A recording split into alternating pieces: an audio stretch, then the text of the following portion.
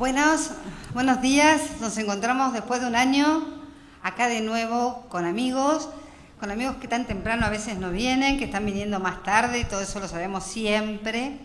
En el 7º Encuentro y Congreso Internacional sobre el Derecho de los Animales No Humanos. Cada vez le vamos acortando más el nombre porque vamos a terminar llamándolo Congreso de Derecho Animal, pero vamos año a año restándole alguna palabra.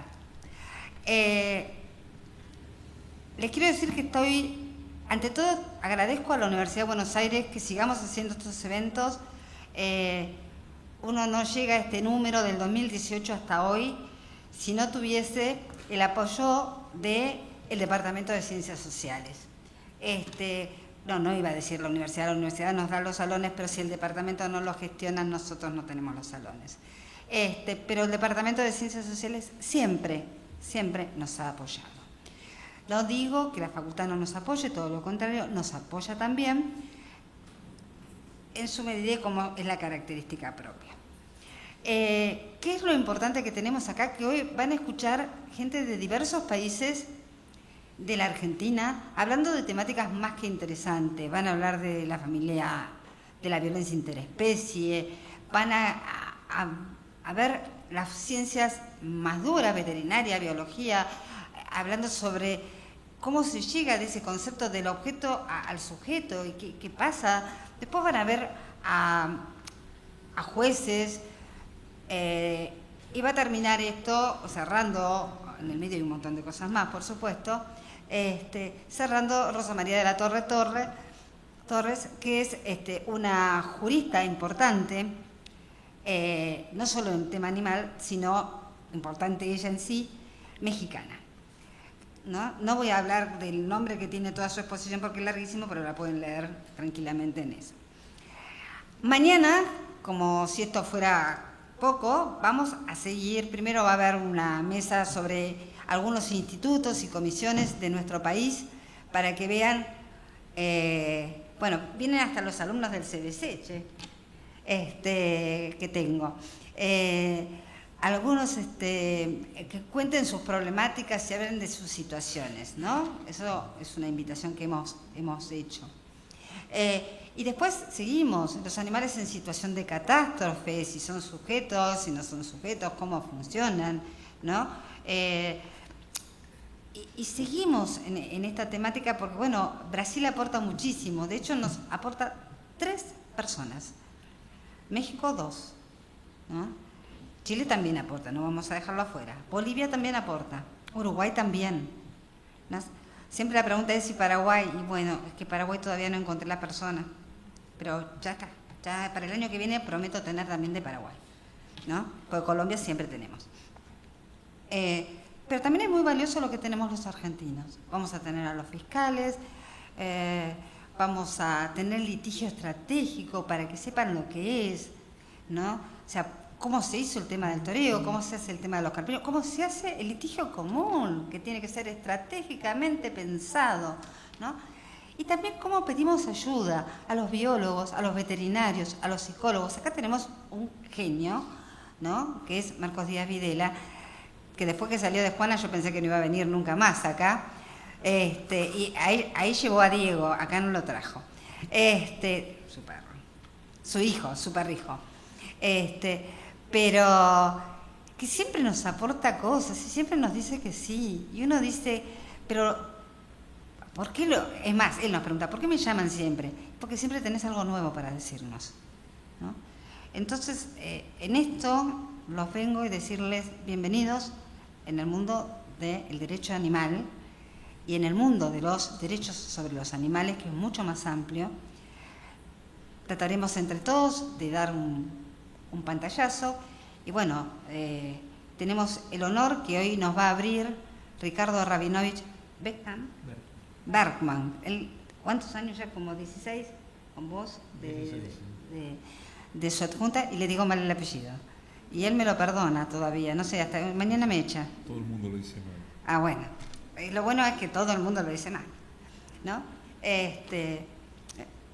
Lo va a abrir Ricardo, como siempre lo hace, y porque yo no me quiero privar de Ricardo. y creo que no se lo pueden privar ustedes. Y lo va a cerrar Zaffaroni, lógicamente porque ha hecho algo para el derecho, ¿no? Zaffaroni. Pero quien nos apoyó, quien apoya esta temática, cada uno de los eventos y cada locura que se me ocurre para hacer, se llama Ricardo Rabinovich Bergman. ¿Lo dije bien? Bien. Bueno, muchísimas gracias. Un aplauso primero para...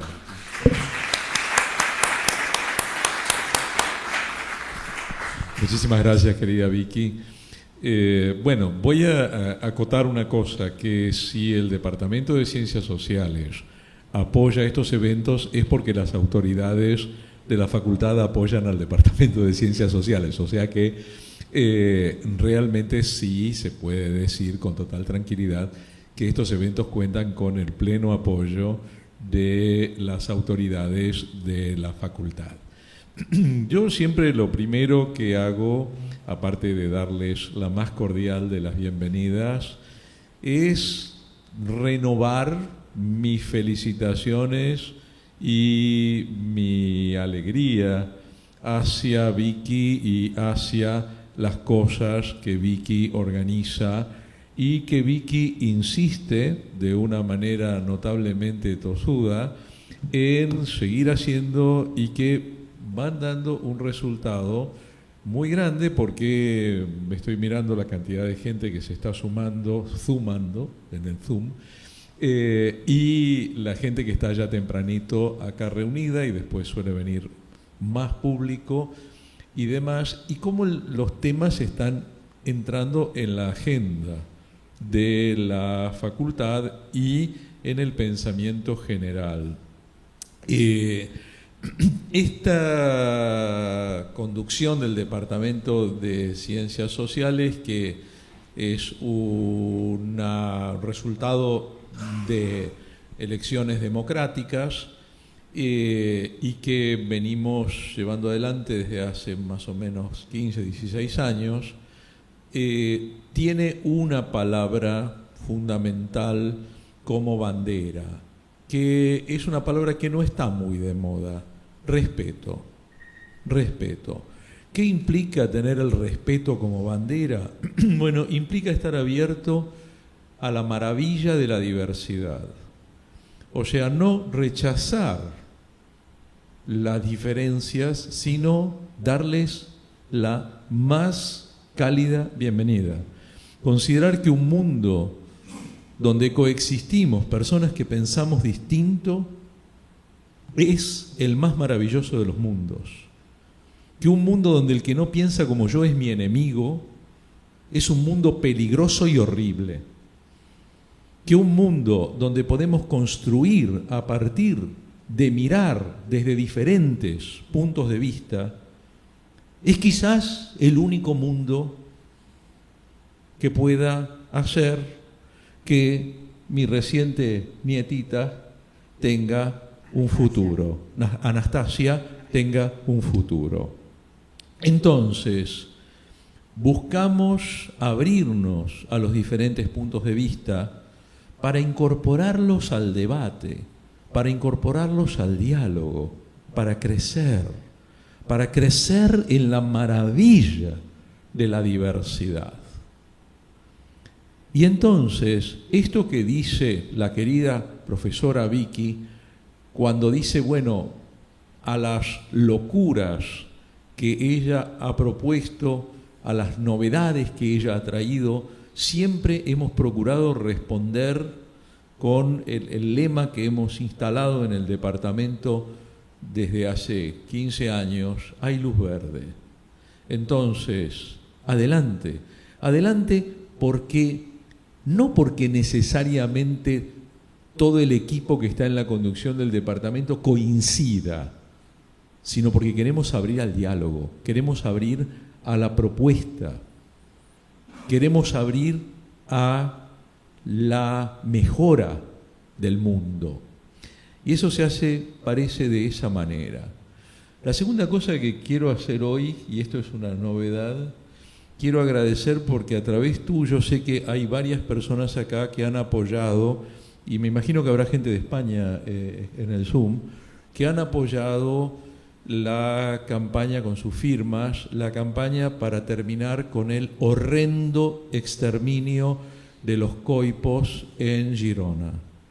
Sé que algunos de ustedes han firmado y les agradezco muchísimo, y a los que no les pido que por favor estén atentos, porque es una cosa horripilante que está sucediendo en pleno corazón de Cataluña, en España, donde los coipos, que como ustedes saben son unas nutrias de Chile y Argentina, fueron llevados originalmente por el valor de sus pieles para hacer criaderos de peletería en Cataluña. Y resulta que, por un lado, dejó de ser negocio y muchos de esos criaderos cerraron y no dispusieron de los coipos que tenían, y luego una cantidad de coipos se escaparon. Y entonces, naturalmente, buscaron su hábitat en los ríos de la región prepirenaica de Cataluña, donde se volvieron una presencia enormemente simpática, enormemente simpática. De hecho, son unos animalitos que tienen cierta vinculación, cierto parecido con tus tan queridas capibaras. Pero también hay coipos en Nordelta. Claro, y lo cierto es que a partir de determinado momento empezaron a desaparecer. Entonces empezamos a ver, ¿qué está pasando? Porque uno cruzaba los puentes del río Uniat, yo vivo una parte del año en Girona, uno cruzaba los puentes del río Uniat y los veía, y era muy lindo porque estaban en familias y andaban por ahí y demás, y de repente empezaron a desaparecer. Entonces nos enteramos que los estaban matando, pero matando descaradamente, y para colmo, clandestinamente. Así que agradezco a quienes apoyaron esto. Yo tengo la esperanza de que todavía se pueda revertir y avanzar hacia una solución lógica, pero que no implique exterminio. Hay muchas alternativas que no implican exterminar a estos, en última instancia, estos compatriotas, ¿no? Estos compatriotas chilenos y chilenas y argentinos y argentinas que han sido llevados a la fuerza en un régimen de esclavitud y que ahora se han vuelto peligrosos. Los esclavos, cuando se liberan, se vuelven peligrosos. Eso es una constante en la historia humana. Y hecho ese agradecimiento, creo que hay muchas cosas en las que trabajar. Vicky mencionó algunas. Yo estaba pensando si uno siempre en la cultura occidental, el número 3 trae una sensación de seguridad, de certeza.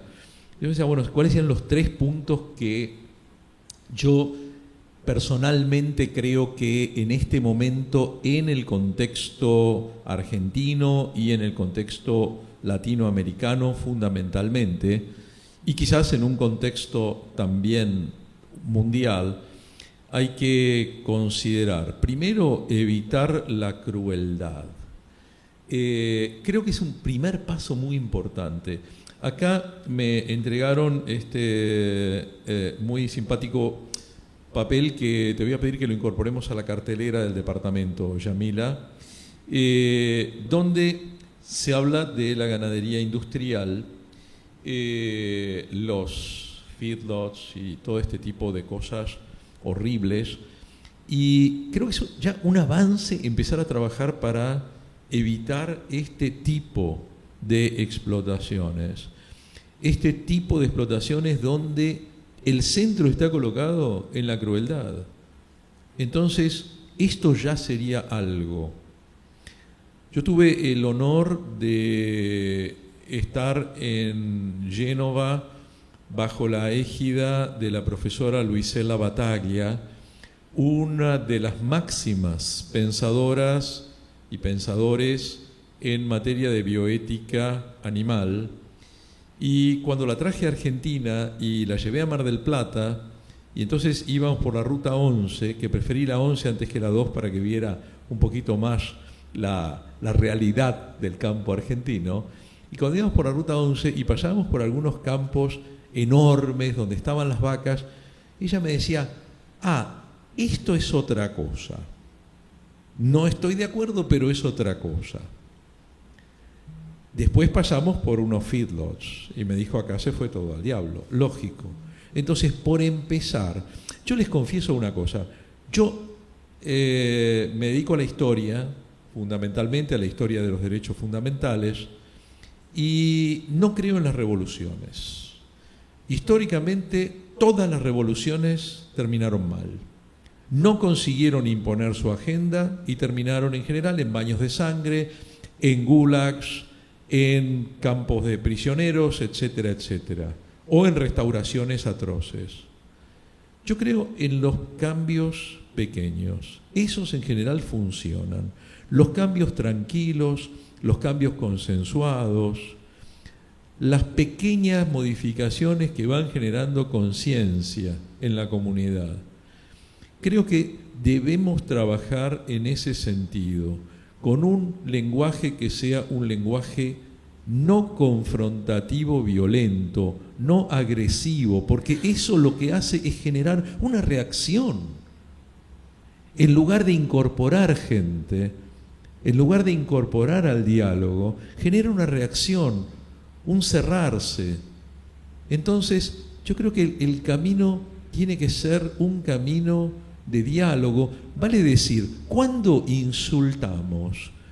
Cuando no tenemos argumentos. ¿Quién es el que insulta en un discurso? El que se quedó sin razones. Y entonces tiene que recurrir al insulto, tiene que recurrir a la agresión, a la violencia.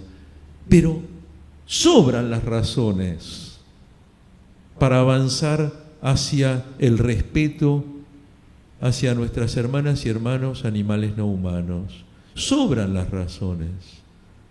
No tenemos que recurrir a la agresión ni a la violencia porque nos sobran las razones para el diálogo tranquilo, para el diálogo fraterno. Nos sobran las razones.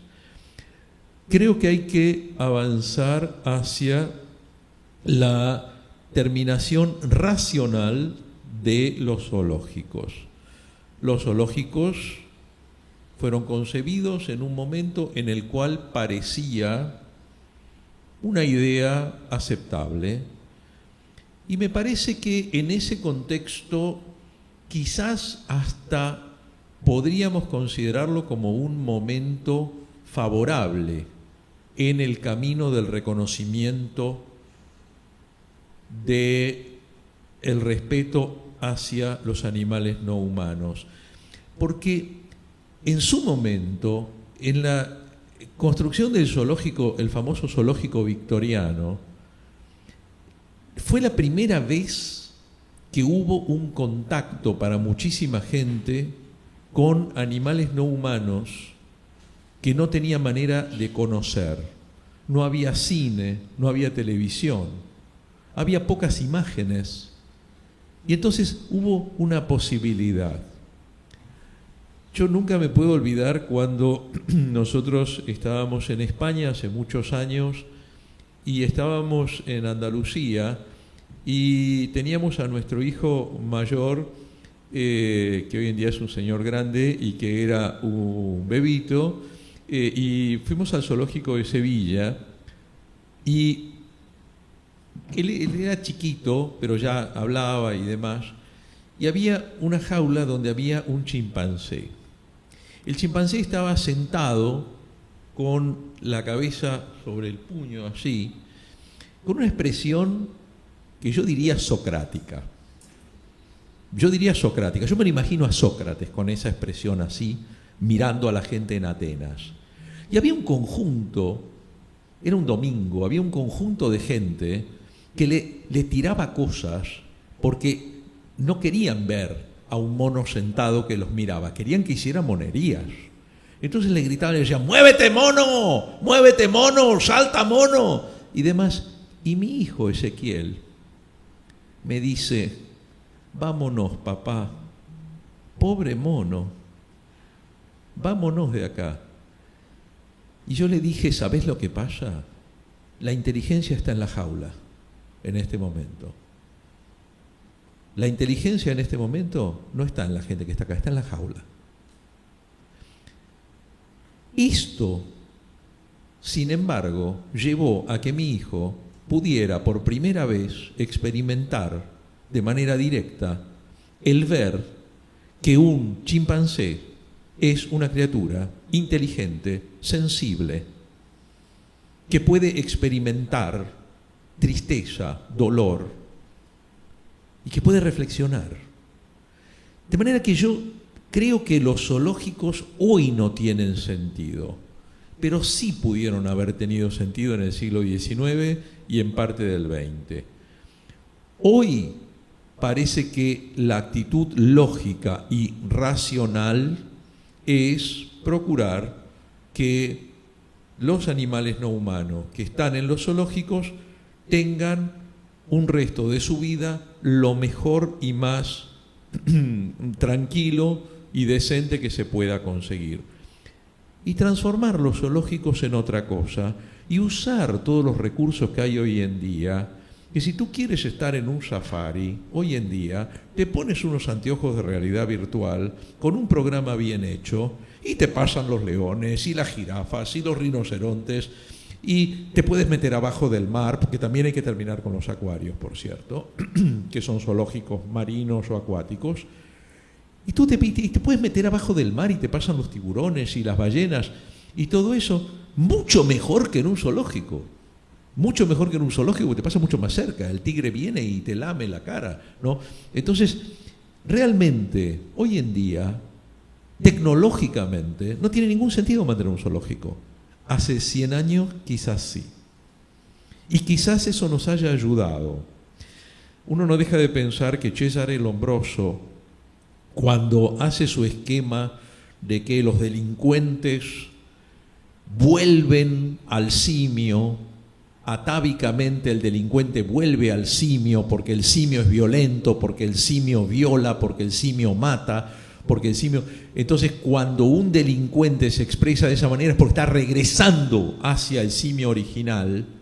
Por supuesto, él está terriblemente influido por el Darwin del 71, no el Darwin del 58, sino el Darwin del 71, el Descent of Man, terriblemente racista, y él está influido por esto, y entonces imagina el simio, ¿no? Si yo hiciera una película de Cesare Lombroso, el gran penalista, no jurista porque era médico, no jurista, pero el gran creador del positivismo penal, en su obra de 1875, El Uomo Delincuente, yo diría, le pondría un nombre, Imagining the Apes, imaginando a los simios, porque nunca vio uno. Es que nunca vio un simio que no fuera un mico. Nunca en su vida vio un chimpancé. Pero si hubiera visto chimpancés que estaban en el zoológico en Londres, si hubiera visto un chimpancé encerrado en una jaulita. Y yo te pregunto, si te encierran, incluso sin motivo, porque has cometido un delito, te encierran, bueno, mala suerte, pero has cometido un delito. Pero te encierran sin motivo, te ponen en una jaulita, ¿tu comportamiento va a ser el mismo que es el de ahora? Seguramente no. Seguramente no. Seguramente no. Seguramente, si tú eres una orca y te obligan a saltar con una pelotita, cuando tú eres una criatura enormemente inteligente, que tiene una cultura, que tiene un idioma, y que le encanta andar por el mar, y te obligan a saltar para mover una pelotita, y luego te desayunas pero si era tan buena con la orca, la cuidadora, siempre le daba los pescaditos, y era tan simpática y la llamaba mi amor y demás, y la orca se la desayunó un día a la mañana. Pero qué bestias las orcas. Entonces los norteamericanos pusieron killing whale, la ballena asesina. Perdón, ¿cuántos ataques de orcas a seres humanos hay con orcas en libertad? Conjunto vacío. Conjunto vacío. Últimamente las orcas están empezando a atacar barcos. A atacar barcos. Yo les invito, si ya se han olvidado porque lo leyeron de chicos o de chicas, les invito a releer la espectacular novela de Jules Verne, 20.000 leguas de viaje submarino. Acuérdense qué es lo que hace el Capitán Nemo. Porque el capitán Nemo es el primer ecologista del mundo.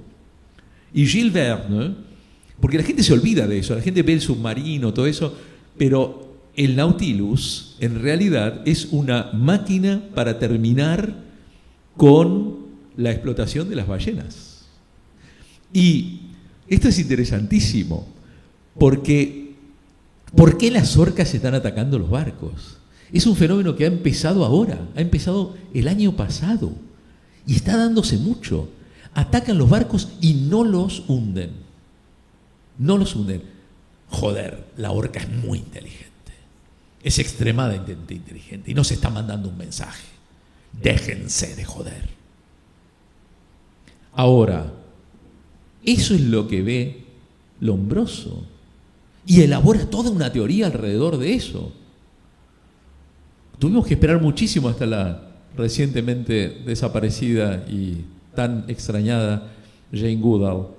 Tuvimos que esperar muchísimo. No se pierdan el programa póstumo que está en la televisión de la entrevista para cuando se muriera Jane Goodall, ¿no? Que está pasada en la televisión. No se lo pierdan, van a llorar. Sobre todo los que hemos tenido el privilegio de conocerla y de conversar con ella. Van a llorar, se los adelanto desde ya, esténse con un Kleenex a mano porque van a terminar llorando, pero es espectacular. Tuvimos que esperar hasta Jane Goodall para empezar a enterarnos de cómo realmente es la vida de un chimpancé. Recién gracias a Jane Goodall empezamos a enterarnos, con Frans de Waal empezamos a enterarnos cómo es la vida de un bonobo. Que dicho sea de paso, hasta hace 80 años los bonobos no existían, eran chimpancés lampiños, ¿no? Todavía nos falta mucho para conocer la vida de los gorilas, que por cierto quedaron inmortalizados con King Kong y transformados en un monstruo horrendo que levanta chicas desnudas con la mano y se sube al Empire State. Y seguimos con gran misterio con los orangutanes. Tenemos a Sandra. Claro, pero que yo me acuerdo que cuando me hiciste llamar al juicio, yo le dije a la jueza que en realidad tendríamos que cambiar las palabras, porque orangután en el idioma de las islas de las que son originarios los orangutanes significa señor que vive en el bosque.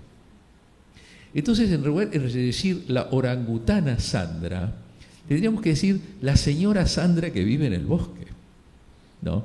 Y me enteré en aquella época, a través de un amigo, de una anécdota que me pareció buenísima, que la cuentan ahí en esa región, que dicen que cuando llegaron los ingleses y le dijeron, "What is that animal there?" Y los nativos le dijeron, "Son personas". Y el inglés dice, "Pero no hablan". Dice, no. Dice, sí que hablan, pero no delante de ustedes porque los van a poner a trabajar si hablan, ¿no?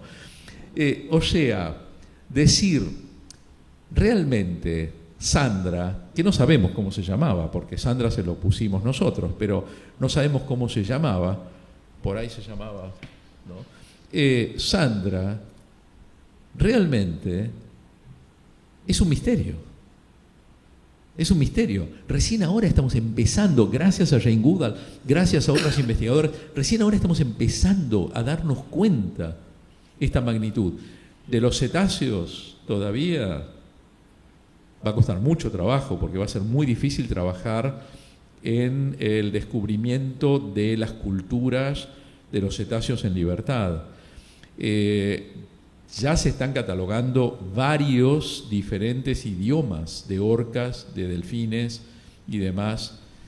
Tenemos que poner a trabajar las computadoras y podemos a trabajar un poquito menos la inteligencia artificial en sistemas de identificación de personas para saber cómo piensan y demás, y en sistemas para hacer guerras y lanzar los misiles con mayor exactitud y no destruir colegios de nenitas y cosas por el estilo. Quizás podríamos descifrar más rápido los idiomas y nos encontraríamos que las otras inteligencias que tanto pensamos en buscarlas en el espacio exterior, las tendríamos al lado nuestro.